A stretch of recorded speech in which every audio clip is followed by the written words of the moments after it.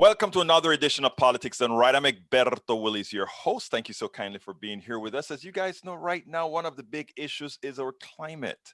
And you know what? It's great to know that we have thinkers out there that are looking from every side. They're actually thinking about how best do we handle this, whether it's from the economic side, the social side, etc. Anyhow, Stuart Mackintosh is the author of Climate Crisis Economics, the Net Zero Transition, that will be published in September 2021 by the Routledge Press. It is his third book. Stuart is executive director of the Group of 30, an international financial think tank composed of the world's leading central bankers, financial leaders, and academics. Mackintosh is a past president of the National Association of Business Economics, the largest and most influential community of senior economists in America and globally. Mackintosh speaks widely to diverse audiences. His commentaries and analysis are published in Specialist Journalists and the General Press. Stuart, welcome to Politics Done Right. How are you doing today? Great. It's a pleasure to see you, Alberto. Thank you very much for inviting me. Well, look, we have a lot to talk about, a little bit of time. So let's get real busy into the core of this thing. First of all, tell me a little bit about why you decided to write this book, Yet to be Unleashed. Well, I felt that we needed to think again about how we talk about climate crisis, about how we discuss it amongst ourselves, and about the goals and the glide paths to get us from a polluting present to a green and sustainable tomorrow. Now, this is a topic which is extremely urgent now, as we all know, and we can see it and feel it literally. Yesterday and today, we can see the heat in the West, in Oregon, bearing down on people, in some cases threatening people's lives, because of course, if you're old or compromised from a health perspective, these temperatures might kill you. And so I felt I needed to make an intervention and lay out the challenges, the dangers, but also to make the case that actually we can do this. This is the paradoxical challenge we face. It's not that there are no solutions, that the situation is hopeless. Rather, it is that we know what we need to do. It's just that we oftentimes, too often, don't do what we know we should do. Or as my old maths professor in Scotland used to say to me, if I may use Scots for a moment, he said, yes. It's no that you couldn't, it's that you wouldn't. In other words, it's not that you can't do it. It's not that we can't make the transition. It's that too often we just don't want to, but we can and we must. Now, I'm going to be, look, the climate issue should never have been a political issue. Back in 1979, President Carter, then actually a little after 79, came up with a program called Syn Fuels. It was during the oil crisis. Likewise, he did things like he put solar panels on the roof of the White House, and we started into a progression sort of similar to what occurred in Brazil, where they created a really green energy, in that they created gas from plants, which is a recyclable, etc. A lot of this, in my opinion, has to do with direction, has to do with leadership. What has been wrong with American leadership since we've known about this problem for such a long time? It's a really good example you give of President Carter understanding the threat. Because what happened after that was that the Republican Party recognized that people were getting more concerned about the climate and worried about the climate and wanted action. Because when people see a crisis and realize a crisis, they then turn to the government and they say, do something about it. Now, the famous Republican pollster, Mr. Luntz, wrote an epochal memo where he said the way that the Republicans should fight the green surge and the demands for action was to bring this, or suggest that the science was in doubt and say that it was still in dispute. Because if the science was in dispute, then perhaps we wouldn't need to act. Whereas if the science was certain, then the voters would say, well, get on with it then. And the sad thing is for decades after President Carter was being dynamic and sensible about it. We had the overhang of this Luntz memo in politics, where one side of the political debate said the science is in dispute. We know that that's not the case.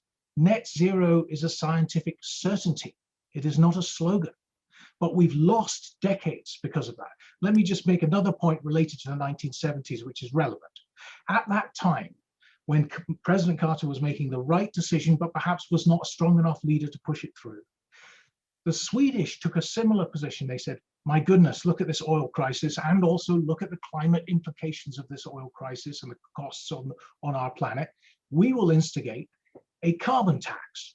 And they put into place a carbon tax. And they have it today, and it's the highest in the world. It's $130 per ton. But as a result of that process that was started decades ago in Sweden, they are now essentially carbon neutral.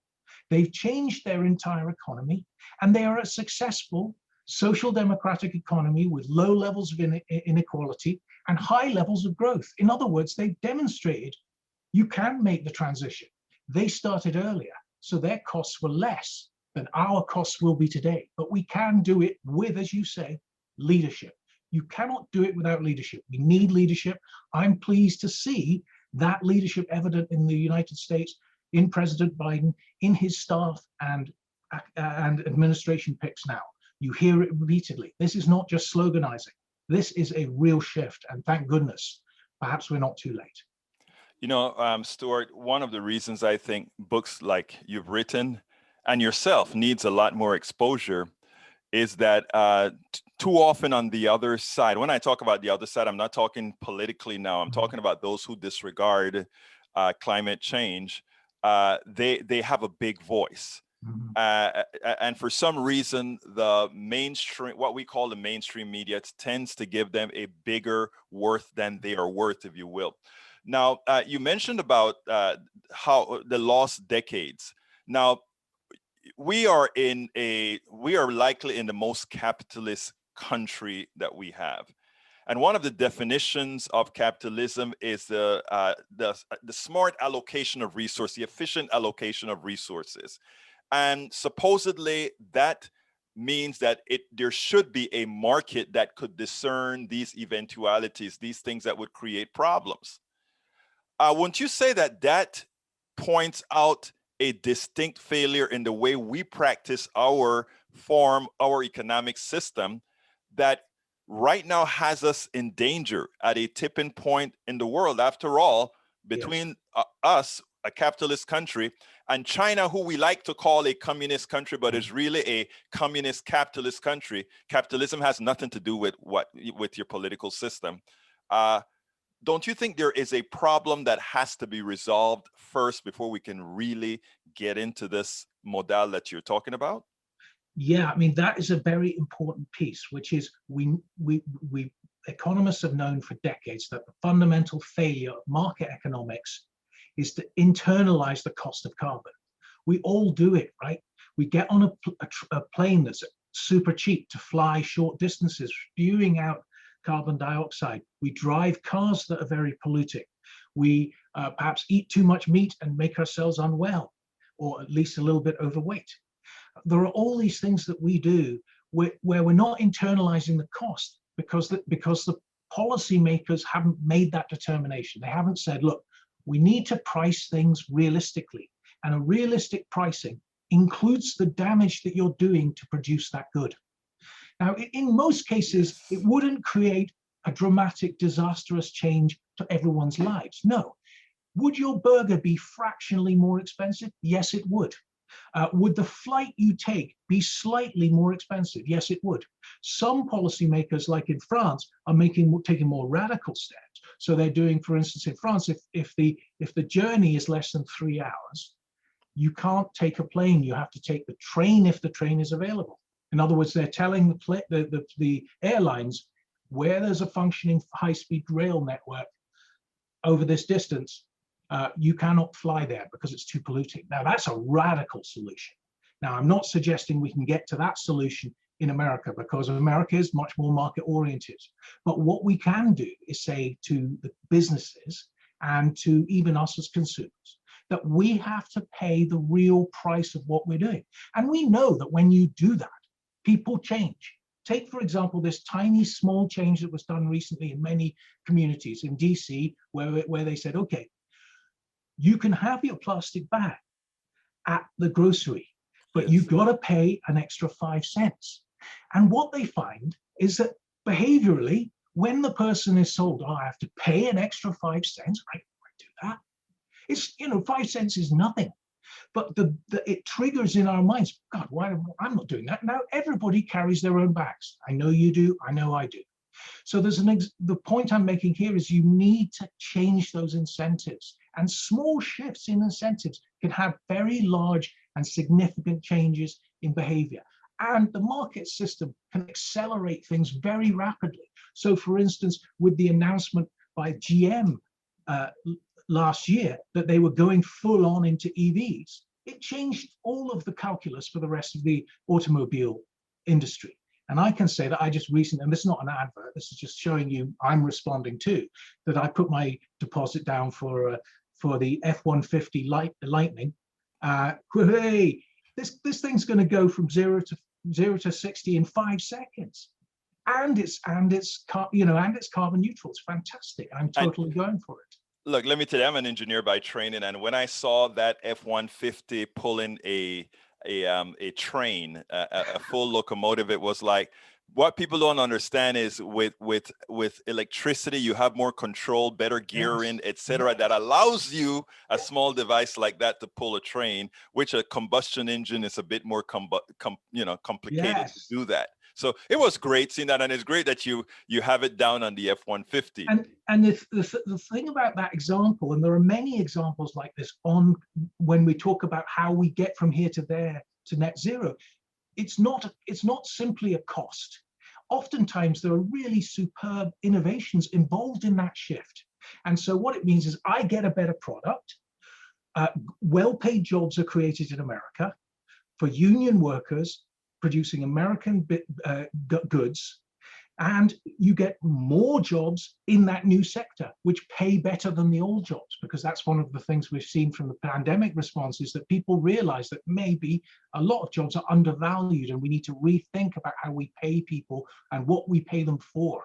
And I think the future, the green globalization 2.0, I like to call it, is going to actually be more prosperous, potentially more equitable, and of course sustainable. So it's not a question of this is going to cost me, we can't afford it. It's no, the future can be better, and moreover, we must afford it. That last statement that you made is extremely important.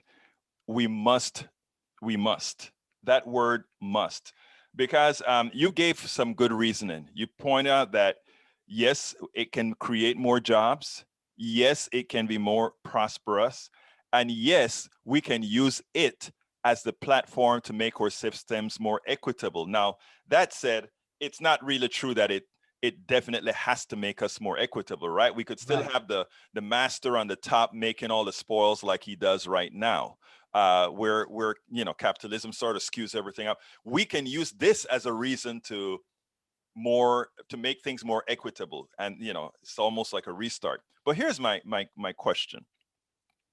Why is it that we have to sell saving the planet, ultimately saving our lives, by saying, oh, it's going to make things more prosperous, oh, it's going to make more jobs? It seems like if this is something that is existential, that shouldn't even be a part of the equation. That's right. And so it's a tension. Some people will resonate with the job narrative and understand, and we need to create, we need to sustain the economy anyway. We can't say to people, you can save the planet, but you will live in penury. That's not going to work as a political matter. So you need to have a narrative that says how tomorrow, a green tomorrow, will be a better, more equitable and stronger, potentially more equitable existence. However, you're absolutely right that there are ethical and moral reasons why we should do this anyway. Why we have to do it anyway, because we live on this planet. We don't live outside the planet. Right. And if we face ecological collapse, because we fail to act. We are going to tip into a hothouse world where we can never come back, not in the realms of human history anyway. And we need to remember that stark warning. Let me give you one example. There was a period earlier in prehistory called the Younger Dryas, which took place about 11,000 years ago, when there was a sudden warming of the planet, flooding large parts of what was then the European landmass. The reason why it's important to remember these instances, and many people don't know about them. Actually, I'm learning this right now. Is that people think that climate change goes slowly, and it's very diffuse, and okay, the temperature's gone up just a tiny bit, but let's not worry, right? Because it seems like that. You get every year there's about two additional parts per billion in carbon dioxide added to the atmosphere. Now it's at 414 parts, which is the highest level in human history. We should be extremely worried about that. But it seems to be so gradual that most of the time it doesn't worry us. But the real danger is that what happens actually in complex climate systems is that it goes slowly, and then you hit a sudden breakpoint. You can't tell when it's going to happen, and boom, everything changes. So in the case of the Younger Dryas, there was an increase in temperature of 10 degrees C over a decade. Oh. Consider that. It's a staggering increase. So the seas rose, large parts of the landmass of Europe disappeared beneath the waves. They've never been seen since. Before that, my ancestors could walk from Scotland to mainland Europe. You can't do that anymore because the seas rose. So the point I'm making here, and this is going to your point about why we do have to have a sense of urgency. And it's not just about short-term economic benefits. It's about the sustainability of life on Earth. And we see those danger signs all over the place. We see them in California in the drought and the fires in California. We see it in Australia with the terrible, terrible fires. We see it in Bangladesh last year, where there was over a third of the country submerged by water. We can see it again and again. And so it's both an economic argument, but it must be one also of consistent urgency, because we know from the pandemic response, from COVID, the best thing to do when you confront a crisis is act immediately. Don't delay. The longer you delay, the worse the outcome. Absolutely. So I have two more important questions. First one is, an economic system is human-made. We created an economic system to serve us. As we look at the entire Earth today, there are a whole lot of people on the Earth. There's a whole lot of work to be done. Right now, we simply are not connecting the people with all the work that needs to be done, which is really, that's a failure of an economic system. Shouldn't we be working on one that in doing so would also mitigate all these issues that we're talking about? Yes, we need to have a fairer balance and a more equitable response. So, because people the world over understand that, and we understood it during the COVID response, that because everybody bore the brunt of it together fairly, people will carry burdens, but they are not going to carry a burden if they feel that they are getting repeatedly the short end of the climate stick and the short end of the economic stick. And so if I was in Africa, or I'm in India, or I'm in other poor parts of the world which have essentially contributed almost nothing to the climate crisis, which has been created entirely by the advanced economies, overspending, overpolluting, and I'm told, well, you've got to do all these changes, and we're not going to support you, sink or swim, literally.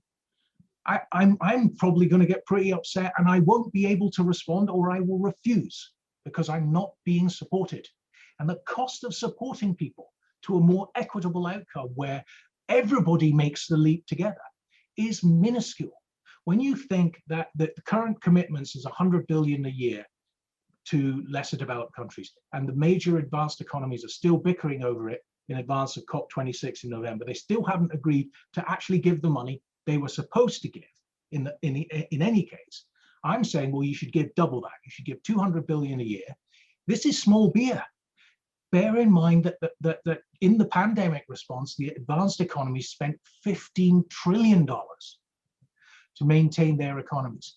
In the scheme of things, 100 billion or 200 billion a year to make the transition achievable in Africa and in poorer countries is entirely doable. We can do it. We especially Especially when those countries were used as the raw material for the Industrial Revolution from Of all the course. resources that were Yes. extracted from them. Now, you think as you jumped my last question, because the last question that I was going to place to you was, and you kind of alluded to that carbon in the air right now that has caused climate change was mostly done by the industrialized countries. So to ask all the other countries not to get more wealth, develop more wealth, Right. develop more items, they have to be paid for that, because they are not the ones that caused this issue. So how do we?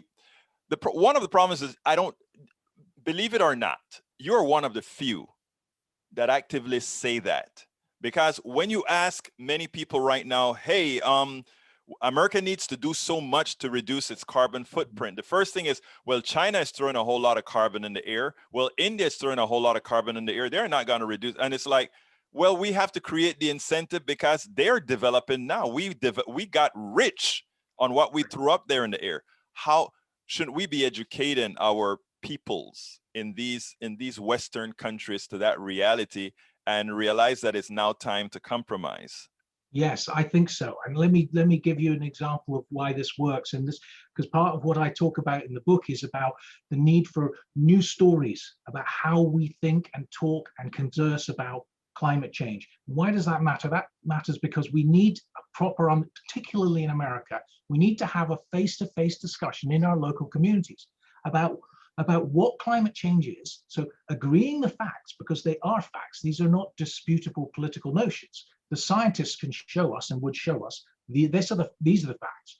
Once we agree the facts together as communities, as neighbors, as friends, not as adversaries, the question then becomes, as we said at the beginning of our conversation, not whether something is happening, but what do we do about it? And we can then have arguments about, well, I want to use this policy as opposed, I want to use taxes, I want to use incentives. And my answer is, it's all of the above. But we need to have those conversations. And in having those conversations, we can get past the antagonism, past the false narratives and social media driven foolishness, and come to a recognition that we are all in it together. And that means in America, but it also means our countries elsewhere, because we need investments for the future, green investments for the future in countries where their economies and peoples are still growing. Those green investments will be in Africa. They will be in other countries, not just ours. And so it's in our collective benefit, to our collective good, that we help them make that transition, because we will benefit too. Absolutely. So interestingly, a lot of NGOs are working in Africa with things like solar cells to do things out in the boondocks and different forms of communication. Anyhow, last question that I always ask is, what didn't I ask you that I should have asked you? Good question. Can we do it fast enough? I grapple with my own Scottish pessimism, because I'm a Scot, and Scots are very pessimistic. We're always saying that things are going to be bad, so just accept it. No, since I'm American now as well, I have to be an optimist. Right. So I say, can we do it? I think we can do it. I think once we recognize the crisis together as communities, as Americans, as citizens of the world, we can make the leap. It is not to a disastrous future. It can be a much better, more equitable, sustainable future. We can do it. We just need to make the leap this year. We can't delay. We've got only a few decades. Really, we need to do most of what we have before us before 2030. We can do it. Let's get off our backsides. Let's force the leaders who are meeting in Glasgow in November to be ambitious and aggressive and not timid. Stuart Mackintosh, author of Climate Crisis Economics, the Net Zero Transition, that will be published September 2021 by the Routledge Press. Thank you so kindly for having been a part of Politics Done Right. Thank you, Egberto. It's a pleasure. Take care. We spend a lot of time deconstructing the news, trying to parse it into a form that everybody can understand. We try to find those little nitpicks where it flies above the fray, etc. If you really like these videos that we do, I want to ask a big favor. Please go ahead. Number one, subscribe to our channel, and number two, please join if you can. Thank you so kindly for watching. Keep watching. Please remember to share. We must populate the entire internet with our progressive message, a message that we know is what most Americans say that they want. So help us, please join.